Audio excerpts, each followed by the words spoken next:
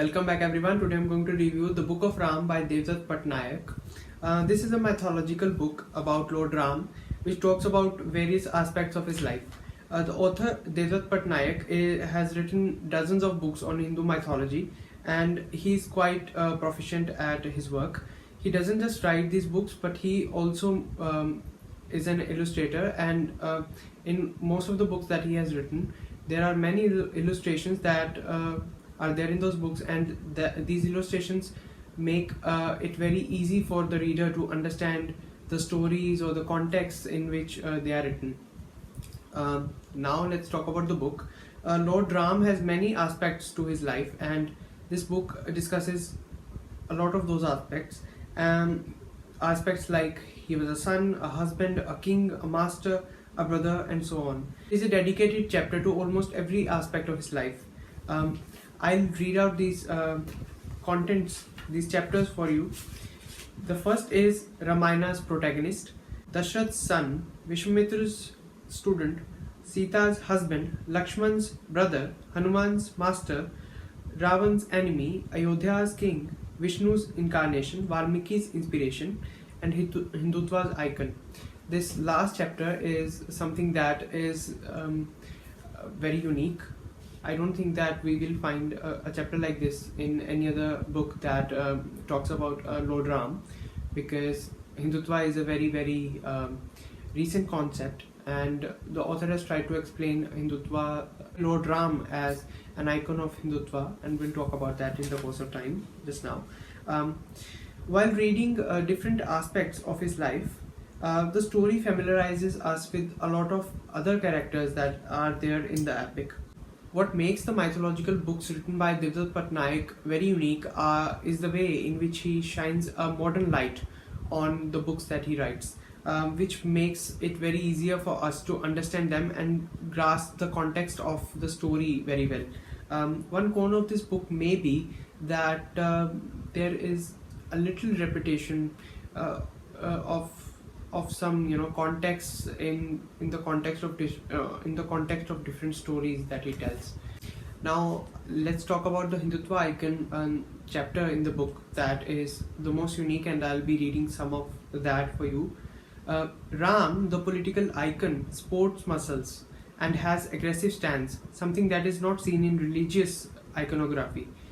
Ram, the political icon, stands alone with his wife by his side, something that is unimaginable in sacred texts. Hindutva has gained power by transforming Ram into the symbol of Hindu pride, one who is ready to strike the enemy, quite different in character from the dignified and compassionate hero of the epics.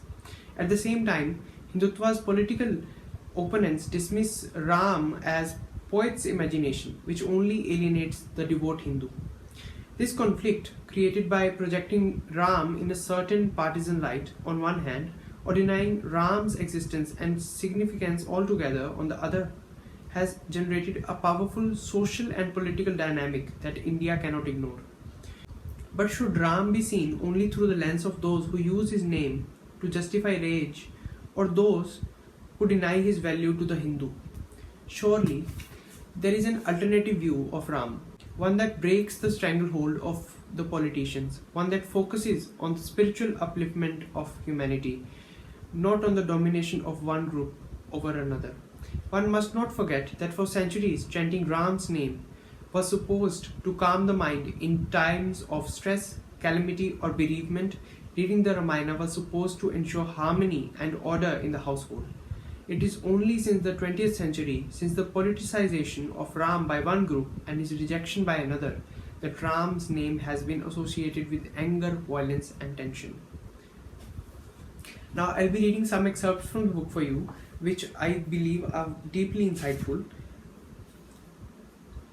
He knows that in real world, people in fear and out of desire will hurt and betray each other. At a symbolical level, the forests and fields are metaphors for the mind. The forest is the untamed mind, the field is the domesticated mind. The consciousness is the farmer. If one is conscious like Ram, faithful and attentive, the mind will be like Sita. When one is conscious like Gautam, ignoring the mind will be seduced by temptation. In the absence of awareness, the mind will be wild with no direction. In art, monkeys are a symbol of the mind, since both are restless and curious. When a problem appears to the mind as an insurmountable mountain, the monkey-like mind can, through devotion and discipline, transform into Hanuman and fly with the mountain-like problem in hand. It is the nature of the ignorant mind to be drawn towards things that will cause harm and to avoid things that are good. We must remember that what tempts us will in all probability be the cause of our downfall.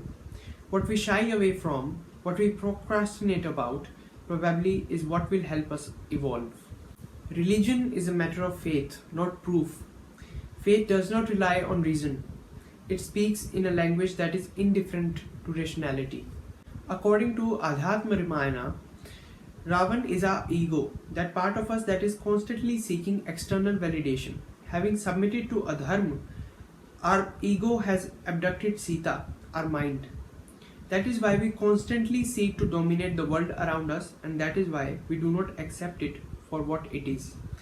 We have to rescue Sita. We have to unleash the power of Hanuman, our intellect, cross the sea of life, overpower Ravan, burn his golden Lanka, and unite Sita with Ram, who awaits discovery within us. This is the kind of interpretation that he gives to the texts, and I believe that anybody and everybody should read this book, because the book is deeply insightful about the Hindu mythology, and we get to learn a lot of life lessons from the book. Thank you very much for listening to my book review. I'll be back next Sunday with a new book review. Till then, take care, stay safe.